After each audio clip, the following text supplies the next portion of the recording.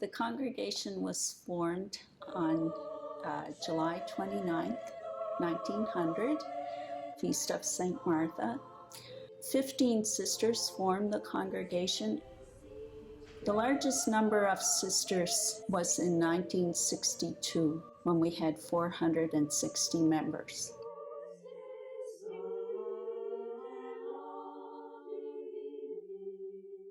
As Sisters of St. Martha, we were founded to do domestic work at the college.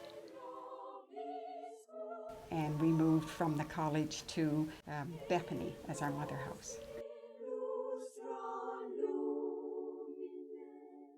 We've always known our connection with Earth.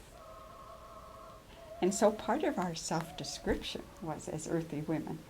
So for something like the garden project, it's a natural. It's not a stretch or taking on something new. It's more a case of almost like a new blossom on an old plant. This is an apprenticeship program. It's a learning opportunity for people who have an interest in market gardening or in farming, having their own small farms. So it's for people who have some previous experience but don't yet have the opportunity to have access to their own land.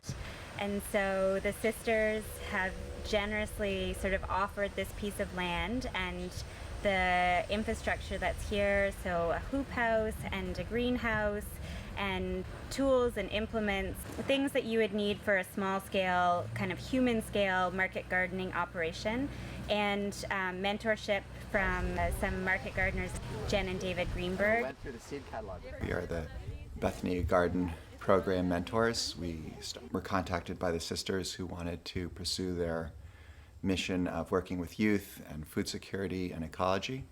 So they hired us to start a 1-acre market garden here. Bethany Garden Apprenticeship Program began mid-1990s. We Sisters of St. Martha as a congregation got interested in the Living Universe story, and it made us very aware of our relationship with everything and the interconnectedness of everything. And so we've been working on that since the mid-1990s. And then about 5 years ago, Sister Florence was on retreat, and she saw the movie called Dirt. This film was speaking about the relationship between humans and the soil. It showed the necessity of the soil for human life and also the impact it had on society. So as a result of watching that film, it really inspired me. It was very powerful. And I began to think about our own land here, and particularly what could we do as Marthas with what we have. So with partnering with Jen and David, we provide the acre of land, also part of our barn for their wash shed and coolers and all that kind of stuff. And then we underwrite the educational cost of the program,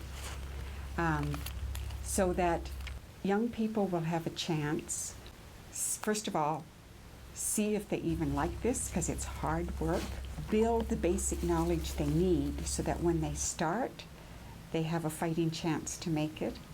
We sell lots of carrots and beets, and this time of year, lots of root vegetables. Leeks are definitely popular.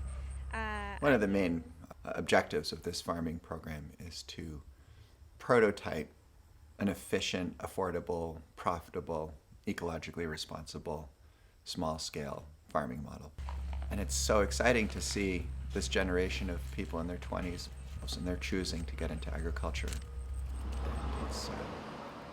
And it's becoming sort of the cutting-edge thing to do for someone who wants to have a rewarding job and contribute to their community and practice living lightly on the land. The numbers of farms that have started in the last 20 years across North America is staggering. You know, there's many regions that have hundreds of small organic farms surrounding cities. In Nova Scotia, it's burgeoning. There's probably dozens of new farms that have opened up in the last 10 years. And I think that trend is only going to get stronger. We grew up with an idea of an elsewhere God, that God lived someplace else and visited the earth every once in a while, or sent God's Spirit, and then when Jesus came, the incarnation. But it was like God was an elsewhere God.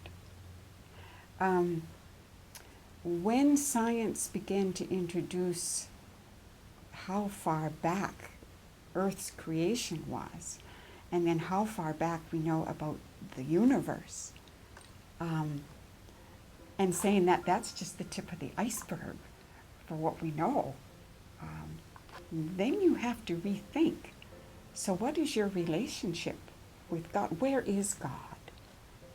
And so if that's true, then everything is a unique expression of some aspect of God. And that if we are honoring God, then we need to honor everything that God honors and loves. And I would say that's always been very much part of the Sisters of St. Martha in all our work. We are off the earth, and it's connected to our history. We had a farm here when the sisters moved first to Bethany. We moved 1921. They started on a small scale in 1922, and the farm closed in 1970. So just the whole awareness of how our earth is so fragile, just like us. Maybe previously our work had centered on human beings, and now we were being asked to expand that same love and care to all of creation. So that's been our challenge and our journey. And I would say our gardening project is one little way that we've been trying to work in that direction.